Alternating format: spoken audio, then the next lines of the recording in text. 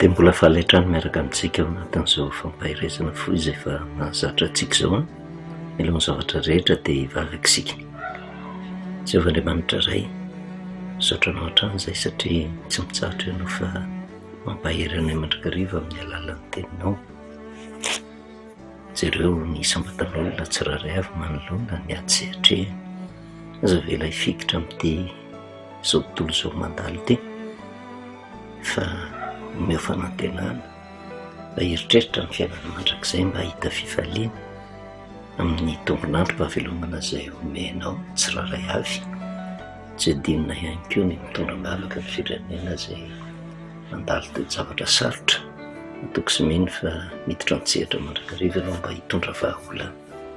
Tenena ary Jehovah fa mihaino ny mpanomponao amin'ny anaranao Jesosy. Amen. Faly miaravantsika amin'ny anaran'i Jesosy a. Anonona ny fahasoavana sy ny fiadanan'ny Tompo amintsika mandrakariva. Nijanona antsika farany dia bokin'ny Exodosy izay nahita antsika fa ny tanànan'ny Egypta dia entina ilazana an'ity izao tontolo izao ity. Ary eo no toerana tsy maintsy hiaingany rehetra ary tsy ny kristianina irery ihany. Ary izay no mahatonga antsika miresaka hoe raha tsy mahatakatra ny hevitr'Andriamanitra ho ambadiky ny fivoahan'ny zanak'Israely tao amin'ny tany Egypta andehana amin'ny tany Kanana dia tsy hahatakatra mihitsy ny zava-miafina mahakasika ny trafim-pamponjena izay soritan'Andriamanitra. Raha mijery dia ny fotoana, ny toerana izay niaingana dia ny toeran'ny Egypta namoahan'i Jehovah-Andriamanitra ny zanak'Israely mba ho afaka hizotra amin'ilay alalan'ny famonjena.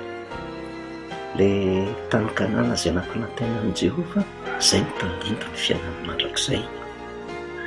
Ary izay no mahatonga antsika miresaka hoe ny Egypta dia tandindro n'ity izao tontolo izao ity. Ary tsy ny zanak'Israely irery ihany no nivoaka niainga avy eo, fa hitantsika tamin'ny farany ihany koa fa ny Egyptianina ihany koa dia niainga niala tao amin'io toerana io izay anambarantsika hoe tsy misy mihitsy olona ka ilaza fa tsy niainga teo amin'ny toeram-piaingana avokoa raha tandindro n'izao tontolo izao ny tanànan'ny Egypta. Miainga eo daholy na mino amin'Andriamanitra na tsy mino amin'Andriamanitra. Tafainga eo daholy na ankatony didin'Andriamanitra na tsy ankatony didin'Andriamanitra. Miainga eo daholy na tsy antilisa na kristianina ary na inona atoko-pivavahana tsy maintsy miainga. Ary ny dia miainga avy eo amin'ny tany Egypta andeha amin'ny tany Kanana, izay ny tandindony tombonandro fahavelomana omen'Andriamanitra ny olona. Ary ny tanjona an-kendren'Andriamanitra tsy ho an'ny zanak'Israely irery no tian'Andriamanitra ho tonga ao amin'ny tany Kanana fa ny zanak'olombelona rehetra. Satria Jesosy dia niteny hoe izaho raha tonga teo amin'ity izao tontolo izao ity dia tsy avy hitsara na hanameloka izao tontolo izao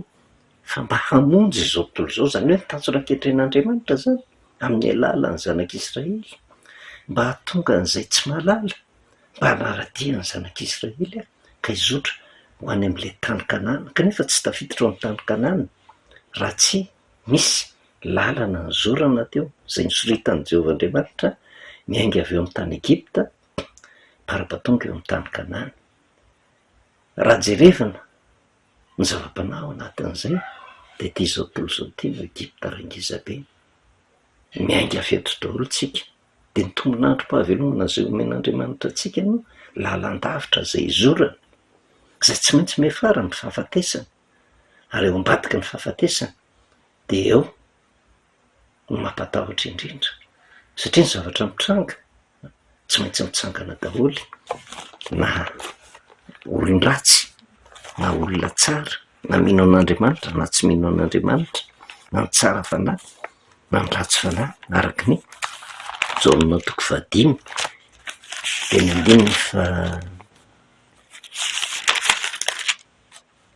5:20 ka hatramin'ny 5:7 lazaiko aminareo marina dia marina tokoa izay avy ny andro ary tonga ankehitriny izay andrenesan'ny maty ny feon'ny zanak'Andriamanitra ary izay mandre dia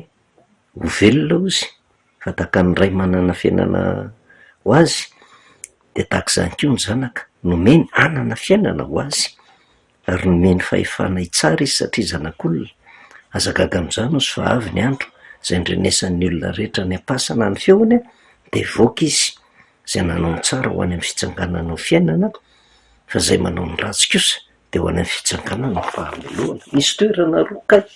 ao ambadiky ny fahafatesana de ny fitsanganana ho any amin'ny fiainana mandrak'izay zay sambatra miaraka amin'Andriamanitra kanefa raha nanao ny ratsy koa de hitsangana ihany koa fa ho any amin'ny fahamelohana, ho any amin'ny elo, ho any amin'ny fahaverezana sy ny fijaliana maharitra mandrak'izay. Ary zay no mahatonga antsika miresaka hoe miainga teny amin'ity zao tontolo zao ty tsy maintsy vitany tsirairay avy koa ny dia zay napetra miaraka ny tombonandro mpahavelomana zay nomen'Andriamanitra azy, tsy maintsy mandalo amin'ny fahafatesana ary tsy maintsy miditra ho any amin'ilay fiainana mandrak'izay na sambatra miaraka amin'Andriamanitra na ho any amin'ny fanamelohana. Ary io no zava-miafina tian'Andriamanitra asehoantsika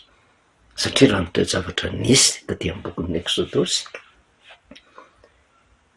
tao alohany nivoahana tao amin'ny tany Egipta de nonina tao amin'ny tany Egipta avokoa na ny Egyptianina firenena samihafa miaraka amin'ny zanak'Israely na hanao zay danin'ny kibony samy nandeha arak'izay fisainany nofony ary na ny zanak'Israely ary de mba nanahaka koa ny fiainan'ny Egyptianina fa noho mahataranaka voafidy azy zay nofidian'Andriamanitra manokana nampitondray ny didy sy ny lalàna mbo fianarana ho an'ny jentilesa lasa tsy izy rery no lasa modely mba hianaran'ny jentilesa hianaran'ny Egyptianina fa le Egyptianina indray lasa nampianatra azy ny fanao ratsy ka nanadino an'i Jehova de tonga ny fahoriana de rehefa nitaraina de niditra tsehatra Jehova nitondra fanafahana ary miverimberina mandrakariva ny fanafahana nataon'i Jehova de tamin'ny alalan'ny famonoana ny zanak'ondry tsy misy kilema zay tandindony fahafatesan'i Jesosy Kristy tsy iverenantsika lava intsony zay fantatra hoe Pasika zay fahatsiarovana ny fahafatesan'i Jesosy fa tsy fitsanganany ny famarinana araka ny soratra masina. Ary misy vanim-potoana nanomanana ny zanak'Israely mandra-pahatonga ny vanim-potoana ialany teo de novonoana ny zanak'ondry tsy misy kilema ary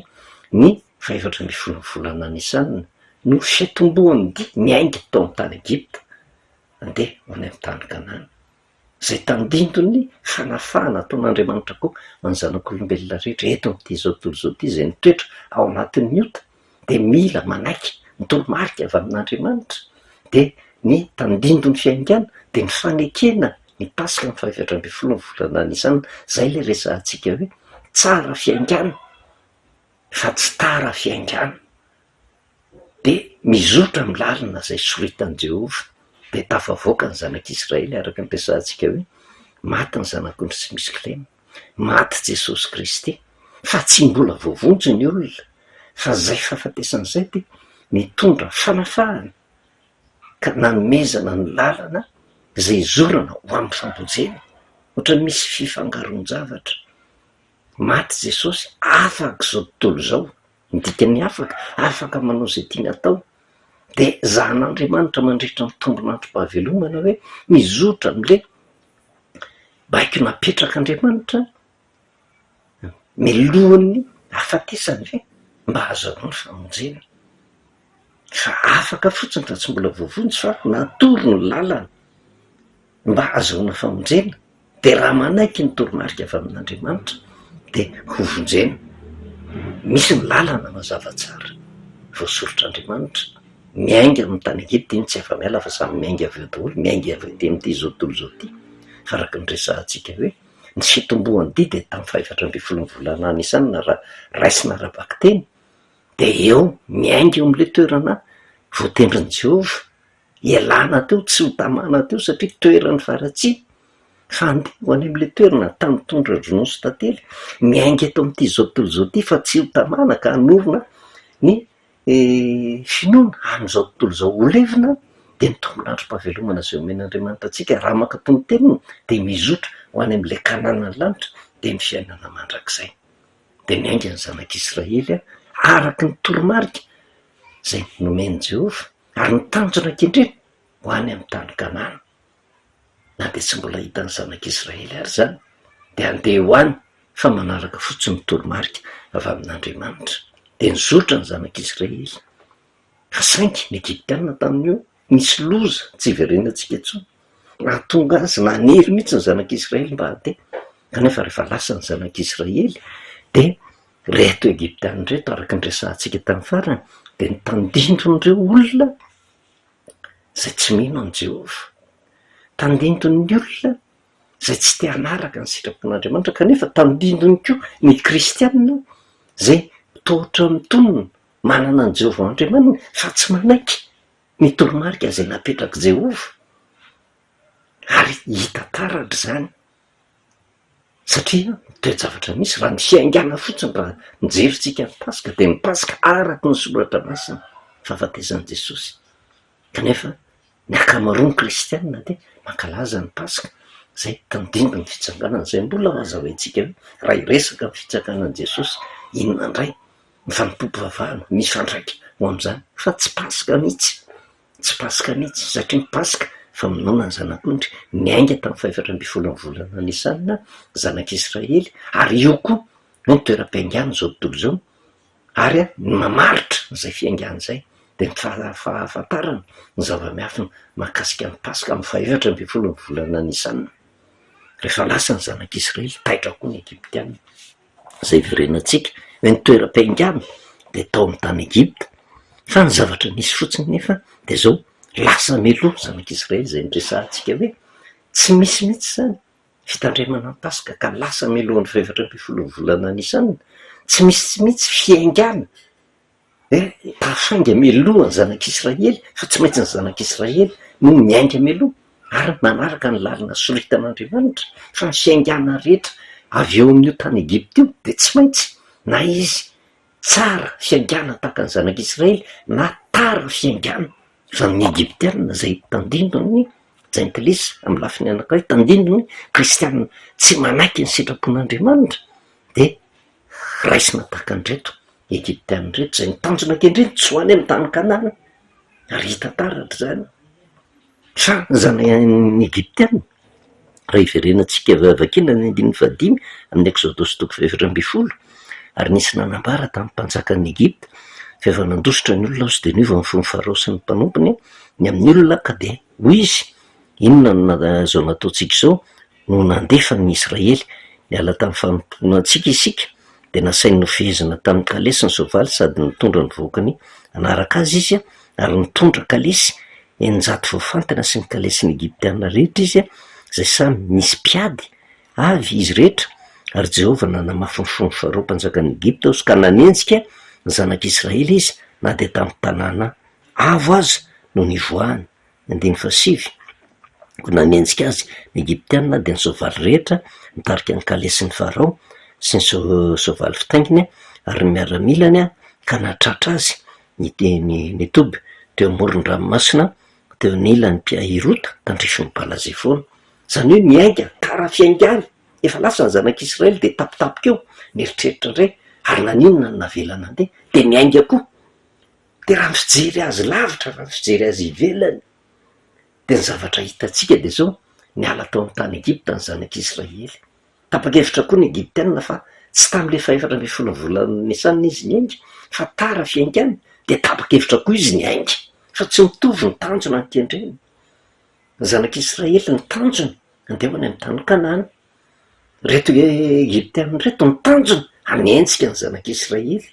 tsy ny zanak'Israely mihitsy ny andeha hifototra ka amely ny Egyptianina fa ny Egyptianina zay tara fiaingana tsy maintsy manenjika ny zanak'Israely de zay fahamarinana zay tsy maintsy tazantsika foana betsaka ny olona tsy mifaly ny amin'ny fitorena ny Paska zay fahatsiarovana ny fahafatezan'i Jesosy ka ny olona de mitandrina ny Paska fahafatezan'i Jesosy tsy hanenjika mihitsy ny olona zay mandany zany fa ny olona satria maro anisa ny kristianina zay tsy manaiky le 7 volana Nisanina tsy maintsy hanenjika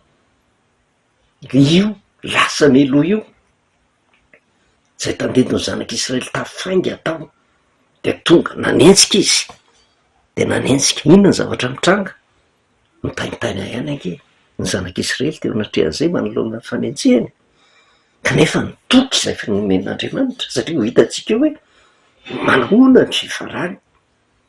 hoe tena reto tsara fiaingana tahaka ny zanak'Israely reto, ary manahoana ilay Egyptianina zay tara fiaingana. Inona ny fiafarany fa tsy mitovy ny tanjona an-kendreny. Ny zanak'Israely andeha amin'ny tany Kanana, reto Egyptianina reto tsy le ho any amin'ny tany Kanana ny tena vaindondrara ao anatiny, fa le tena hanenjika, le hanafay, le hamono, le hanaratsy, satria lasa ny zanak'Israely tsy mitovy ny tanjona an-kendreny. Ary de hita taratra zany hoe maninona ny ao anatin'ny fitoriana filazantsara, tsy mitovy le famarinana, fatakarina famarinana, de le tanjona mihitsy ny tsy mitovy. Satria raha tena hiaraka amin'Andriamanitra de ny zavatra vaindorara ao anaty ny tanjona de ny fiainana mandrakizay. Fa tahaka ny zanak'Israely reto lasa izy ho any amin'ny tany Kanana, fa ny Egyptianina kosa ny tanjona tsy le fiainana mandrakizay, tsy le tany Kanana, fa hitaona ny zanak'Israely hiverina ary hifahatra ny amin'ny zavatra ny nofo, ny zavatra mandalo, zavatra ho leviny ety amin'ity zao tontolo zao ty. Ary hitantsika taratra zany eo anivon'ny fitoriana filazantsara. Saika miroborobo be ny fitoriana filazantsara zay mamevahana ny filany nofo, fiadanana, vola, arena sy voninahitra. Fa raha vo fiainana mandrakizay zany, vitsy ny olona hikatsaka an'izany satria tratra n'le fahaterena ara-nofo. Ary io ny zavatra mianjady amin'ny firenena rehetra, satria tsy azo tsony le tanjona kendren'Andriamanitra ny amin'ny famonjena. De vo mainka mitondra fahoriana satria mitady fiadanana araky ny ezaka ataony tenany ety amin'ity zao tontolo zao ty. Tsy misy fiadanana ary tsy misy lalana hafa ankoatra ny fiverenana amin'Andriamanitra raha te ho afaka tanteraka. Fa reto Egyptianina reto de anisan'ny firenen'dehibe zay tena tanjona kendreny de hanaporotra le firenena hiverina fa madinika tahaka ny zanak'Israely. Fa Jehova nefa ny miaraka aminy, ary naseho an Jehova hatramin'ny fivoahan'ny zanak'Israely mamely mihitsy ty firenen'dehibe ty de ny Egyptianina, zay heverina fa tena manana heriny fa tsy nahafapery rehefa Jehova niditra tsehatra niaro ny zanak'Israely. Eo amin'ny 15 sy ny manaraka ko nanenjika azy ny Egyptianina ozy de ny soavaly rehetra nitarika ny kalesiny Farao sy ny soavaly fitainginy sy ny miaramila ny kanatratra azy mitoboka eo amoron-dranomasina teo anilany Piahirota tandrifin'ny Balazefona. Ary rehefa mby akaiky Farao de natobony zanak'Israely masony ka indreo ny Egyptianina ozy zay manenjika azy de raiky tahotra indrindra ny zanak'Israely ka nitaraina tamin'i Jehova. Ao anao kosa moa tsy angovotra na de eo ary le Andriamanitra, satria zavatra tsy nampozina hoe niala taminy tao amin'ny tany Egipta araka ny baiky nomen'i Jehova.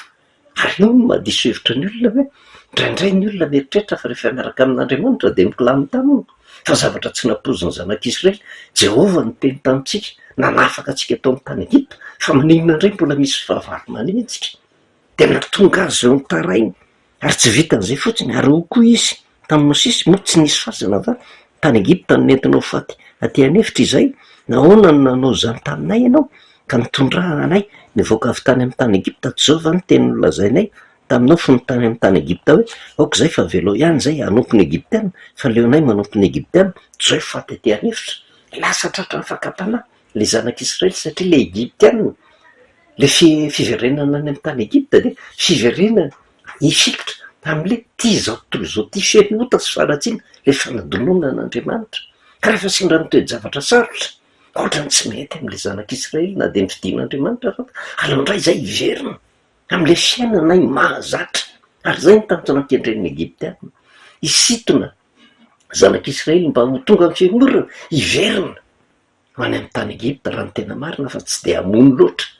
an'le zanak'Israely. Ary zay koa mijanona toe-javatra misy satria tamin'ny alalany reto zanak'Israely reto zay nandevozin'ny Egyptianina nataony fitaovana mba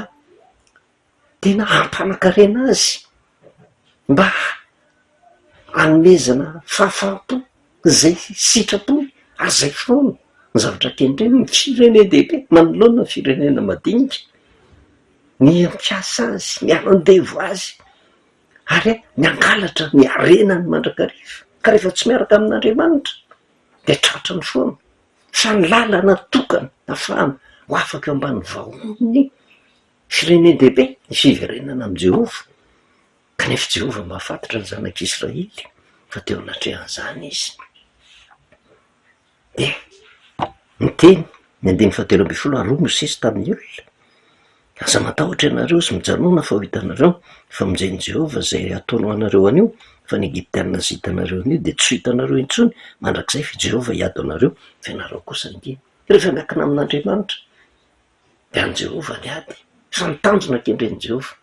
de ny anarahany zanak'Israely fotsiny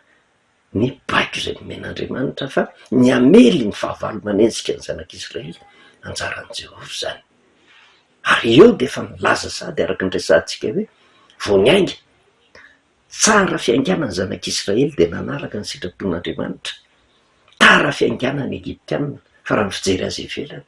ohatrany hoe tarafinala ohatrany mizotra ihany am'le lalana voasorotr'Andriamanitra satria zay lalana nyzoran'ny zanak'Israely ihany ko nge nyzoran'ny Egiptianina ary zay ny toe-javatra misy am'izao vanim-potoana zao ny lalana izorany tohotra mitovy ohatrany hoe samy manompo an'Andriamanitra zao ihany samy manaraka ny lalan'Andriamanitra fa mahasamy hafa azy fotsiny de zao tena nisy niainga am'le fotoana voatendrin'Andriamanitra fa nisy tara-fiainganana nisy koa raha samy niainga de mitanjona tsy mitovy ary eto de efa nilazain'i Jehova hoe ny ambarany tany Mosesy ny Egiptianina zay hitanareo anio de tsy hitanareo intsony mandrakizay mosy ary zay le hoe maloza amina tampo ny tara fiaingana ary zay ny tokony isaitsainantsika fa ny zavatra napetraka tamin'ny zanak'Israely de hoe Jehova hiato anareo nareo kosa ankina zany hoe ny fiakinana amin'Andriamanitra tsy matahotra ny fahavalo na ny loza fa manankom-po amin'Andriamanitra ary manaraka fotsiny ny baiko izay nomena de anjaran'i Jehova ny miady amin'ny fahavalo eo anatrehan'izay ary zay no lesona tsika ho raisina indray Andriamanitra mitsinjo ny olona ary iza mieritreritra hoe miaraka amin'Andriamanitra ianao nandeha tamin'ny marina ianao tahotra ny tena tsisy lalina fanamvoaka fa avelan'Andriamanitra ndalo am'izany mba hoentin'Andriamanitra hanam-porofona ho an'le olona pietraketraka fanjaran'i Jehova no hamely azy ka nasamy tena niainga tam'le toerana zay niaingana fa tsy mitovy ny fotoana zay niaingana eo no mamaritra azy satria mitanjona ankehitritsika de ny fiainana mandrakizay ny andretsy ny fiainana ranofo andre am'izao miemotra ary zao mivolaza ny tenin'Andriamanitra ao amin'ny bokin'ny Hebreo soratan'ny Paoly apôstôly Hebreo 10:9-telopolo ka hatramin'ny 7:telopolo hoe ary ny oloko marina de ho velon'ny finoanany zany hoe ho velon'ny fankatoavana n'Andriamanitra fa raha miemotra Jesosy de tsy sitraky ny fanahiko zay le miemotra zay hiveriny indray hifitotra amin'ny zavatra oleviny aty amin'ity zao tontolo zao ty tsy atoky an'Andriamanitra fa isika ozy tsy mba naman'izay miemotra ho amin'ny fahaverezana fa naman'izay mino ho amin'ny famonjena ny fanahy tanjona kendreny ho any amin'ilay tany Kanana rehefa izay ny ao an-tsain'ny olona rehetra nenenina zavatra mafy andalova miditra tsehatra foan'Andriamanitra mitondra vahaolana na iresitsika etrao amin'Andriamanitra ny fanahitsika ny aditsika fa misy lalana fa ahafahan'Andriamanitra mitondra vahaolana ao tsika ary na de mitsidrenena azy amin'ny alalany fifikirana amin'Andriamanitra miresaka an'izay matetika tsika sarotro amin'ny olona ny iny hoe atoky an' Jehova de ho afaka mifangejany firenendehibe sarotra fa raha vao misy ny firenendehibe de ohatrany matoky firenendehibe mandrakariva ka raha vao zay ny toe-tsaina tsy afabela fa tsy maintsy hosahirana foantsika voninahitro an'Andriamanitra rerany vavatsika misotranao Jehova Andriamanitra ray miteny fampahirenana zay nenao anay toko sy mino fa fanahinao masina de hiasa mandrakariva mba ho tafalatsaka lalina ao anatin'ny fona isisy saintsainy mandrakariva ny famarina ny teninao miteny mahitsy ianao fa matetika izay matatsy mino de mamindra foanay tompo de mametraky ny mbola taminao ny fiainana firenena zay fantatra loatra fa tena mitady anao meo isambatan'olona ny fiangonana firenena ny andeha mahitsy kahakatao tsy misy fepetra ny tena mba ho afaka tanteraka saotra indrindra ray amin'ny anaran'i Jesosy amen. Navelomantsika amin'ny anaran'i Jesosy mamono fahasoavana sy ny fiadanan'ny tompo ho amintsika mandrakariva.